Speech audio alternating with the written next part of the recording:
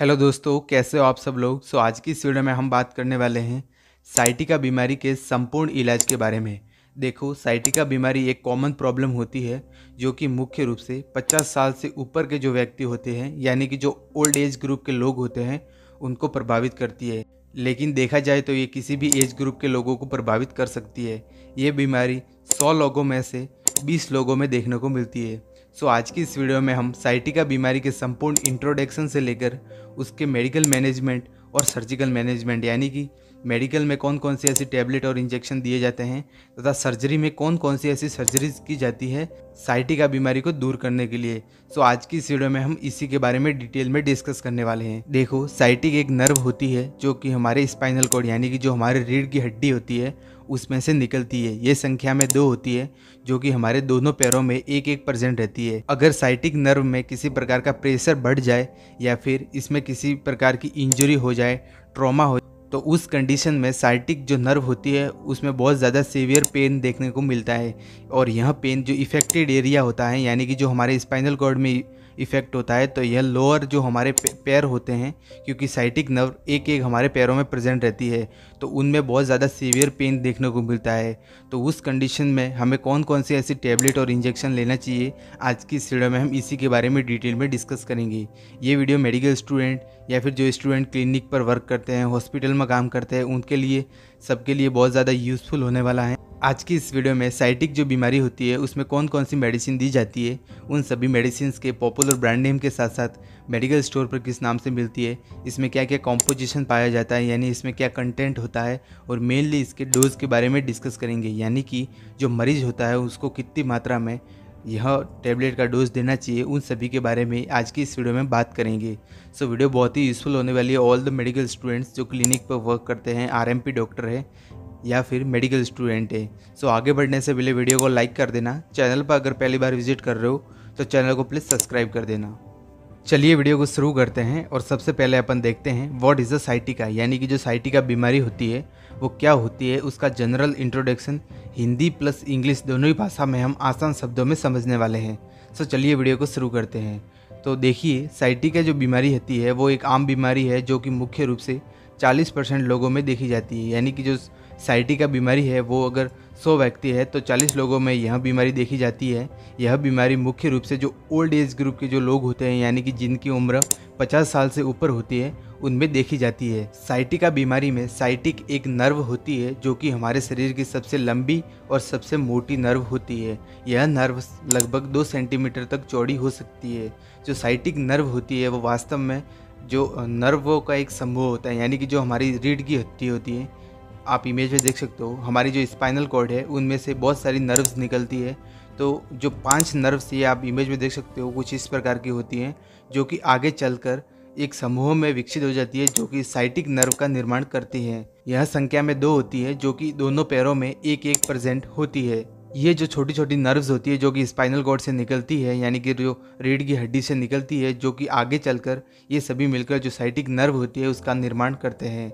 Sciatica बीमारी में क्या होता है कि यह जो बीमारी होती है साइटिका, यहाँ ये जो नर्व्स होती है जो कि स्पाइनल कॉर्ड्स में से निकलती है, उनको साइटिका प्रभावित करती है। ये किसी इंजरी के कारण हो सकती है, ट्रॉमा के कारण हो सकती है, या फिर अन्य कोई कारण हो सकता है, जैसे कि हर्निएटेड डिस्क, स्पाइनल स्टेनोसिस। इन कंडीशन में यह प्रॉब्लम अराइज हो सकती है। और इसका जो मेन सिम्टम्स होता है वो होता है नर्व पेन, यानी कि व्यक्ति के दोनों पैरों में पेन देखने को मिलता है। इसके अलावा पैरों में सुन्नापन हो जाना, झुंझुनाहट जैसे लक्षण व्यक्ति के अंदर दिखाई दे सकते हैं।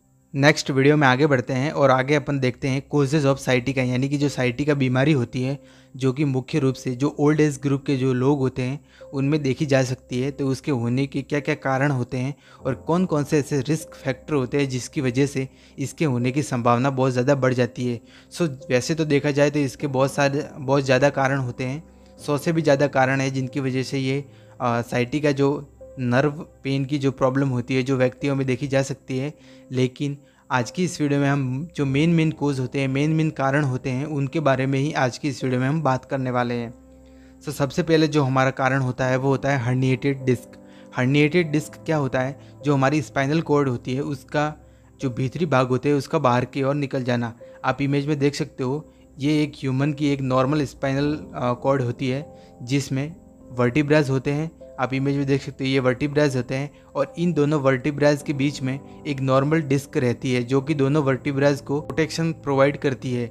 ये नॉर्मल जो डिस्क रहती है वो हर्निया के द्वारा बाहर की ओर निकल जाती है, यानी कि इसका प्रोट्रूजन हो जाता है। इस कंडीशन में या फिर इसके बीच में नैरो हो जाने की वजह से जो स्पाइनल कॉर्ड से जो नर्व्स निकलती है, आप इमेज में देख सकते हो, इसके ऊपर प्रेशर बढ़ जाता है, जिसकी वजह से व्यक्ति के अंदर जो लोअर लिम्फ होते हैं यानी कि जो दोनों पैर होते हैं उनमें सीवियर पेन देखने को मिलता है।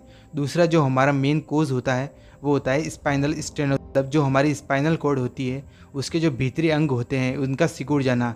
देखो ये व्यक्ति की एक नॉर्मल स्पाइनल कॉर्ड होती है। इस स्पाइनल कॉर्ड के जो आसपास का क्षेत्र होता है उसमें वर्टिब्राज और डिस्क प्रेजेंट रहती है और इसके अंदर CSF का कलेक्शन रहता है, यानी कि CSF प्लस मेनिजियस लेयर होती है।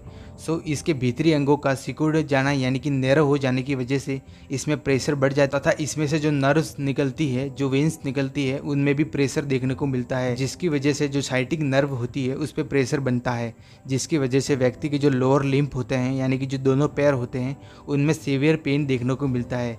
इसके अलावा कुछ रिस्क फैक्टर होते हैं जिनकी वजह से ये देखा जा सकता है, जैसे कि प्रेगनेंसी, जो महिला गर्भावस्था से ग्रसित होती है उनमें जो एब्डोमिनल प्रेशर के बढ़ जाने की वजह से यह प्रॉब्लम अराइज हो सकती है। इसके अलावा ऑस्टियोआर्थराइटिस यानी कि बोन तथा जॉइंट में स्वेलिंग होना, इनमें इन्फ्लामेशन हो जाना। इसके अलावा ट्यूमर इन स्पाइनल कॉर्ड, जो हमारी स्पाइनल कॉर्ड होती है यानी कि जो हमारी रीढ़ की हड्डी होती है, इसमें किसी प्रकार का ट्यूमर का निर्माण हो जाना, जिसकी वजह से ये प्रॉब्लम अराइज हो सकती है। इसके अलावा इंजरी यानी कि चोट लगना किसी एक्सीडेंट की वजह से या फिर ट्रॉमा हो जाना, उसकी वजह से भी ये प्रॉब्लम अराइज हो सकती है। इसके अलावा ओबेसिटी यानी कि मोटापा, वीकनेस, ज़्यादा फिजिकल एक्टिविटी करना या फिर ज़्यादा भारी वजन को उठाना। इसके अलावा जो व्यक्ति अत्यधिक मात्रा में तंबाकू या फिर जो अल्कोहल का सेवन करता है उनमें भी ये आगे चलकर क्रोनिक कॉम्प्लिकेशन हो सकता है, यानी कि लंबे समय बाद यह जो साइटिका की जो प्रॉब्लम होती है जो व्यक्ति के अंदर देखी जा सकती है। आगे हम इनके सिम्टम्स के बारे में डिटेल में डिस्कस करेंगे। नेक्स्ट वीडियो में आगे बढ़ते हैं और आगे अपन डिस्कस करते हैं सिम्टम्स ऑफ द साइटिका, यानी कि जो साइटिका बीमारी होती है उसके अंदर व्यक्ति के अंदर क्या क्या सिम्टम्स अराइज होते हैं, उन सिम्टम्स को हम एक एक करके डिटेल में डिस्कस करेंगे। सो सबसे पहले जो हमारा सिम्टम होता है वो होता है नर्व पेन। देखो साइटिका जो बीमारी होती है उसका मोस्ट कॉमन जो सिम्टम होता है वो एक ही होता है, वो होता है नर्व्स पेन। जो हमारी स्पाइनल कॉर्ड होती है उनमें जो हमारे लोअर लिम्फ होते हैं उनमें सीवियर नर्व्स पेन देखने को मिलता है, ये इसका मोस्ट कॉमन सिम्टम्स होता है। इसके अलावा पैरों में झुंझुनाहट होना, पैरों में सुई चुभने जैसा महसूस होना, नंबनेस यानी कि पैरों का सुन्न हो जाना, मांसपेशियों में कमजोरी या फिर in the severe cases loss of urine and bladder control, यानी कि सीवियर कंडीशन में व्यक्ति के अंदर यूरिन पर कंट्रोल नहीं रहता तथा ब्लैडर पर भी कंट्रोल नहीं रहता। ये कुछ सिम्टम्स होते हैं जो कि साइटिका जो डिजीज कंडीशन होती है इसके अंदर दिखाई देते हैं व्यक्तियों के अंदर। नेक्स्ट वीडियो में आगे बढ़ते हैं और आगे अपन डिस्कस करेंगे ट्रीटमेंट ऑफ द साइटिका, यानी कि जो साइटिका बीमारी होती है उसके अंतर्गत डॉक्टर द्वारा ऐसी कौन कौन सी मेडिसिन या फिर इंजेक्शन होते हैं जो कि प्रिस्क्राइब किए जाते हैं। उन सभी इंजेक्शंस को और टैबलेट को हम एक एक करके डिटेल में डिस्कस करेंगे। सो आगे बढ़ने से पहले मैं आप सब लोगों को बता दूं कि मेरे द्वारा जितनी भी मेडिसिन इंजेक्शंस की जानकारी जो बताई जाती है वो सिर्फ जो मेडिकल स्टूडेंट होते हैं उनके लिए नॉलेज के लिए होती है। आप किसी भी इंजेक्शंस या फिर मेडिसिन का उपयोग सभ्य की मर्जी से ना करें, नहीं तो आगे चलकर आपको प्रॉब्लम हो सकती है। ठीक है, विदाउट डॉक्टर परमिशन आपको किसी भी टैबलेट या फिर इंजेक्शन का उपयोग नहीं करना है। चलिए वीडियो को शुरू करते हैं और सबसे पहले अपन देखेंगे नेम, यानी कि जिस भी टैबलेट के बारे में देखेंगे उसका क्या नेम होता है, उसके नेम के पॉपुलर ब्रांड नेम के बारे में देखेंगे। उसके बाद कॉम्पोजिशन यानी कि उसमें कौन सी ड्रग पाई जाती है, यूजेस के बारे में और व्यक्ति में इसका क्या डोज देना चाहिए, उन सभी के बारे में आज की इस वीडियो में हम डिटेल में डिस्कस करेंगे। सो सबसे पहले जो हमारी टैबलेट होती है उसका नाम होता है टोलपेरिटाज डी टैबलेट। आप इमेज में देख सकते हो टोलपेरिटाज डी टैबलेट के नाम से ये मेडिकल स्टोर पर और हॉस्पिटल में मिल जाती है और ये इसका मोस्ट पॉपुलर ब्रांड नेम भी होता है। बात करें इसमें कंपोजिशन के बारे में, यानी कि इसमें क्या क्या कंटेंट पाया जाता है, तो जो टोलपेरिटाज जो टैबलेट होती है इसमें मेनली 2 ड्रग का कॉम्बिनेशन होता है और जो ड्रग होती है वो होती है टोलपेरिसोन हाइड्रोक्लोराइड और डाइक्लोफेनिक सोडियम। इन दोनों ही ड्रग का कॉम्बिनेशन टोलपेरिटाज डी जो टैबलेट होती है इसमें पाया जाता है। इसके उपयोग के बारे में डिटेल में डिस्कस करें तो इस टैबलेट का उपयोग मेनली नसों में दर्द होने पर, मांसपेशियों में दर्द होने पर, जोड़ों में दर्द होने पर या फिर स्पाइनल कॉर्ड यानी कि जो हमारी रीढ़ की हड्डी होती है उसमें अगर दर्द हो रहा है तो उस कंडीशन में इस टैबलेट का उपयोग किया जाता है। बात करें इस टैबलेट के डोज़ के बारे में तो इसका डोज़ ये 150 mg की टैबलेट होती है, जिसको बीडी में यानी कि दिन में 2 बार सुबह और शाम लेने की सलाह दी जाती है और डॉक्टर द्वारा इस टैबलेट को 7 डेज़ यानी कि 7 दिनों के लिए प्रिस्क्राइब किया जाता है। नेक्स्ट वीडियो में आगे बढ़ते हैं और अगली जो हमारी टैबलेट होती है जो कि साइटिका जो बीमारी होती है उसके अंतर्गत डॉक्टर द्वारा इसको प्रिस्क्राइब किया जाता है। मोस्ट पॉपुलर टैबलेट है जिसका नाम होता है जीरोडॉल एसपी टैबलेट। आप इमेज में देख सकते हो जीरोडॉल एसपी इसका मोस्ट पॉपुलर ब्रांड नेम होता है, जो कि मेडिकल स्टोर पर और हॉस्पिटल में जीरोडॉल एसपी के नाम से मिल जाती है। बात करें इसमें कंपोजिशन के बारे में यानी कि इसमें क्या कंटेंट होता है, सो जो जीरोडॉल एसपी टैबलेट होती है इसमें मेनली 3 ड्रग का कॉम्बिनेशन होता है और जो ड्रग होती है वो होती है एसिक्लोफेनिक, सेरिटीपेप्टाडोज और पैरासीटामोल। इन तीनों ही ड्रग का कॉम्बिनेशन होता है। इसमें जो एसिक्लोफेनिक होता है वो 100 mg यानी कि 100 mg प्रेजेंट रहता है, सेरिटीपेप्टाडोज 15 mg तथा पैरासीटामोल 325 mg प्रेजेंट रहता है। बात करें इस टैबलेट के उपयोग के बारे में तो इसका मेनली उपयोग नसों में दर्द होने पर, मांसपेशियों यानी कि मसल्स पेन होने पर, जॉइंट यानी कि जोड़ों में दर्द होने पर, सूजन होने पर, जलन होने पर इस टैबलेट का उपयोग किया जाता है। साइटिका जैसी जो कंडीशन होती है उसमें भी इस टैबलेट का बहुत ज़्यादा उपयोग किया जाता है। बात करें इस टैबलेट के डोज के बारे में तो इसको डेली एक टैबलेट लेना होता है 5 दिनों के लिए। नेक्स्ट वीडियो में आगे बढ़ते हैं और अगली जो हमारी टैबलेट है मोस्ट पॉपुलर टैबलेट है जो कि अमूमन डॉक्टर इसको प्रिस्क्राइब करते हैं, उसका नाम होता है नेप्रोसिन टैबलेट। आप इमेज में देख सकते हो नेप्रोसिन 500 के नाम से ये मेडिकल स्टोर पर और हॉस्पिटल में मिल जाती है और ये इसका मोस्ट पॉपुलर ब्रांड नेम भी होता है। 500 mg की ये टैबलेट होती है। बात करें इसमें कंटेंट के बारे में तो इसमें नेप्रोक्सिन जो होता है वो कंटेंट प्रेजेंट रहता है। इसका उपयोग मेनली नसों में दर्द होने पर, गठिया का दर्द होने पर, मांसपेशियों यानी कि मसल्स पेन होने पर, जॉइंट पेन होने पर, हेडेक यानी कि सिर दर्द होने पर या फिर साइटिका जो नर्व पेन होता है उन सभी बीमारियों को ट्रीट करने के लिए जो नेप्रोक्सिन जो टैबलेट होती है इसका उपयोग किया जाता है और इसको डॉक्टर द्वारा अमूमन प्रिस्क्राइब भी किया जाता है। 500 mg की ये टैबलेट होती है जिसका उपयोग अडल्ट में ओडी में करते हैं, यानी कि दिन में एक बार खाना खाने के बाद सुबह या फिर शाम को इस टैबलेट को ले सकते हैं। नेक्स्ट वीडियो में आगे बढ़ते हैं और अगली जो हमारी टैबलेट है उसका नाम होता है न्यूरोबियन फोर्ट टैबलेट। आप इमेज में देख सकते हो कुछ इस प्रकार की ये टैबलेट होती है। न्यूरोबियन फोर्ट इसका मोस्ट पॉपुलर ब्रांड नेम होता है। बात करें इसमें कंटेंट के बारे में तो इसमें विटामिन बी तथा बी कॉम्प्लेक्स इनका दोनों का ही कंपोजिशन इसमें पाया जाता है। जैसे कि हमने इसके कारणों में देखा था कि जो साइटिका बीमारी होती है वो ड्यू टू न्यूट्रिशन डेफिशिएंसी की वजह से भी आपके अंदर देखी जा सकती है। तो उनकी कमी को पूरा करने के लिए अगर उसकी वजह से अगर साइटिका बीमारी हुई है तो उस कंडीशन को ट्रीट करने के लिए डॉक्टर द्वारा न्यूरोबियन फोर्ट टैबलेट को प्रिस्क्राइब किया जाता है। इस टैबलेट का उपयोग नसों में दर्द होने पर, विटामिन डेफिशिएंसी होने पर, पेरिफेरल न्यूरोपैथी की कंडीशन यानी कि जो हमारी पेरिफेरल न्यूरोपैथी की कंडीशन होती है जिसमें जो हमारे लोअर लिम्फ होते हैं उनमें जो नर्व्स होती हैं उनको प्रॉपर मात्रा में ब्लड सप्लाई नहीं होती है तो उसकी वजह से भी ये प्रॉब्लम अराइज हो सकती है। तो उस कंडीशन को ट्रीट करने के लिए भी डॉक्टर द्वारा न्यूरोबियन प्लस जो टैबलेट होती है इसका उपयोग करने की सलाह दी जाती है। बात करें इस टैबलेट के डोज के बारे में तो इसका डोज डेली एक टैबलेट हमें 5 दिनों तक लेनी होती है। नेक्स्ट हमारी जो टैबलेट है उसका नाम होता है न्यूरोकिन गोल्ड टैबलेट। आप इमेज में देख सकते हो कुछ इस प्रकार की ये टैबलेट दिखाई देती है।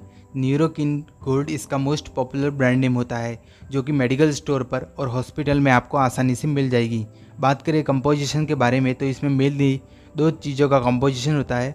फर्स्ट ऑफ ऑल होता है मल्टीविटामिन्स और मिनरल्स। जो सप्लीमेंट्री विटामिन्स होते हैं और जो मिनरल्स होता है उनका कंपोजिशन न्यूरोकिन गोल्ड जो टैबलेट होती है उसमें प्रेजेंट रहता है। बात करें इस टैबलेट के उपयोग के बारे में तो इसका उपयोग मेनली नसों में दर्द होने पर, विटामिन डेफिशिएंसी, पेरिफेरल न्यूरोपैथी या फिर जो साइटिका डिजीज़ कंडीशन होती है उसमें किया जाता है। देखो अगर किसी व्यक्ति में न्यूट्रिशन डेफिशिएंसी होने पर या फिर विटामिन की डेफिशिएंसी होने पर अगर उसके पैरों में तलवों में जलन हो रही है या फिर झुंझुनाहट हो रही है या फिर जो साइटिका जो नर्व पेन होता है वो हो रहा है तो उस कंडीशन को ट्रीट करने के लिए जो न्यूरोकिन गोल्ड जो टैबलेट होती है इसका उपयोग किया जाता है। बात करें इस टैबलेट के डोज के बारे में तो डॉक्टर द्वारा इस टैबलेट को 7 डेज़ के लिए यानी कि 7 दिनों के लिए प्रिस्क्राइब किया जाता है और इस टैबलेट को दिन में एक बार यानी कि डेली टैबलेट को लेना होता है। नेक्स्ट वीडियो में आगे बढ़ते हैं और आगे हम कुछ सप्लीमेंट्री जो विटामिन्स और जो मिनरल्स के कुछ इंजेक्शन होते हैं जो कि प्रिस्क्राइब किए जाते हैं डॉक्टर के अनुसार, उन इंजेक्शनों को हम एक एक करके डिटेल में डिस्कस करेंगे। जो कि साइटिका जो डिजीज़ कंडीशन होती है, इनमें इन इंजेक्शंस का उपयोग बहुत ज़्यादा किया जाता है। तो सबसे पहले जो हमारा इंजेक्शन होता है वो होता है मल्टीविटामिन इंजेक्शन। आप इमेज में देख सकते हो, मल्टीविटामिन इंजेक्शंस का नाम होता है, जो कि मेडिकल स्टोर पर और हॉस्पिटल में आसानी से मिल जाएगा। बात करें कंपोजिशन के बारे में तो इसमें सप्लीमेंट्री विटामिन्स और मिनरल्स प्रेजेंट रहते हैं। इसका उपयोग नसों में दर्द होने पर, गठिया में दर्द होने पर, मांसपेशियों में दर्द होने पर, या फिर साइटिका जो डिजीज़ कंडीशन होती है उसमें उसके अंतर्गत जो नर्व पेन होता है उसको ट्रीट करने के लिए, सूनेपन को ट्रीट करने के लिए, या फिर पैरों के अगर तलवों में जलन हो रही है तो उस कंडीशन इस इंजेक्शन का उपयोग करने की सलाह दी जाती है। बात करें इसके डोज के बारे में तो इसका dose according to doctor order हमें लेना होता है। नेक्स्ट हमारा जो इंजेक्शन है उसका नाम होता है न्यूरोबियन फोर्ट RF इंजेक्शन। आप इमेज में देख सकते हो, न्यूरोबियन फोर्ट RF इंजेक्शन के नाम से ये मेडिकल स्टोर पर और हॉस्पिटल में आसानी से आप सब लोगों को मिल जाएगा। बात करें इस इंजेक्शन के कंपोजिशन के बारे में तो इसमें मेनली 3 ड्रग का कॉम्बिनेशन होता है, और जो ड्रग होती है वो होती है मिकोबेलेनामाइड, पायरिडॉक्सिन और निकोटिनामाइड। इन तीनों ही ड्रग का कॉम्बिनेशन जो न्यूरोबियन फोर्ट RF इंजेक्शन होता है इसमें प्रेजेंट रहता है। बात करें इस इंजेक्शंस के उपयोग के बारे में तो इस इंजेक्शंस का उपयोग मेनली नसों में दर्द होने पर, पैरों में दर्द होने पर, मांसपेशियों यानी कि मसल्स पेन होने पर, साइटिका डिजीज़ कंडीशन के अंतर्गत जो तलवों में जलन होती है, बर्निंग सेंसेशन होता है, उन सभी बीमारियों को ट्रीट करने के लिए जो न्यूरोबियन फोर्ट RF इंजेक्शन होता है उसे डॉक्टर द्वारा प्रिस्क्राइब किया जाता है। बात करें इस इंजेक्शंस के डोज के बारे में तो इसका dose according to doctor order इस इंजेक्शंस को वीक में एक बार यानी कि सप्ताह में एक बार इस इंजेक्शन को लगाने की सलाह दी जाती है। आगे हम साइटिका बीमारी की जो सर्जिकल मैनेजमेंट होता है उसके बारे में हम डिटेल में डिस्कस करेंगे। नेक्स्ट वीडियो में आगे बढ़ते हैं और आगे अपन डिस्कस करेंगे surgical management of the sciatica, यानी कि अगर साइटिका का ट्रीटमेंट डॉक्टर द्वारा प्रिस्क्राइब की गई मेडिसिन्स और इंजेक्शंस के द्वारा उसे ट्रीट नहीं किया जाता है, अगर वह व्यक्ति में सही नहीं होता है तो उस कंडीशन में डॉक्टर द्वारा उन्हें सर्जरी से ट्रीट किया जाता है, यानी कि उसके ऊपर सर्जरी की जाती है। तो सबसे पहले जो डॉक्टर द्वारा सर्जरी की जाती है उस सर्जरी का जो नेम होता है वो होता है डिस्टेक्टोमी। आप इमेज में देख सकते हो, डिस्टेक्टोमी सर्जरी होती है जो कि फर्स्ट ऑफ ऑल डॉक्टर की चॉइस होती है। इस सर्जरी में क्या करते हैं, इस सर्जरी में जो हर्निएटेड डिस्क रहती है, यानी कि जो हमारी स्पाइनल कॉर्ड में जो हर्निया होता है, आप इमेज में देख सकते हो, जो कि प्रेशर बाहर की ओर निकल जाता है या फिर उसमें प्रेशर बन जाता है, तो इस हर्निएटेड डिस्क के छोटे से टुकड़े को या फिर इसके जो छोटे से हिस्से को है ना, उसको हटा दिया जाता है इस सर्जरी के अंतर्गत। दूसरी जो हमारी सर्जरी होती है उसका नाम होता है लेमिनेक्टोमी। आप इमेज में देख सकते हो, कुछ इस प्रकार की ये सर्जरी होती है लेमिनेक्टोमी। इस सर्जरी में जो हमारी प्रत्येक वर्टिब्रेज होती है उसके पीछे वाले भाग में स्थित होती है जिसे लेमिना कहा जाता है। लेमिना वाले जो हिस्सा होता है आप इमेज में देख सकते हो, जो कि हमारी वर्टिब्रेज के ऊपर वाला हिस्सा होता है उसको हटा दिया जाता है। सो गाइस, उम्मीद करता हूँ मैंने जितनी भी साइटिका बीमारी के ट्रीटमेंट के बारे में तथा इंट्रोडक्शंस के लेकर मेडिकल मैनेजमेंट और सर्जिकल मैनेजमेंट के बारे में आपको डिटेल में डिस्क्राइब किया है। जितनी भी मेडिसिन के बारे में डिटेल में डिस्क्राइब किया है वो आपको समझ में ही होगी। वीडियो अगर पसंद आई हो तो वीडियो को लाइक कर देना। चैनल पर अगर पहली बार विजिट कर रहे हो तो चैनल को प्लीज़ सब्सक्राइब कर देना। हम मिलते हैं किसी न्यू और एजुकेशन वीडियो में, तब तक के लिए जय हिंद, जय भारत।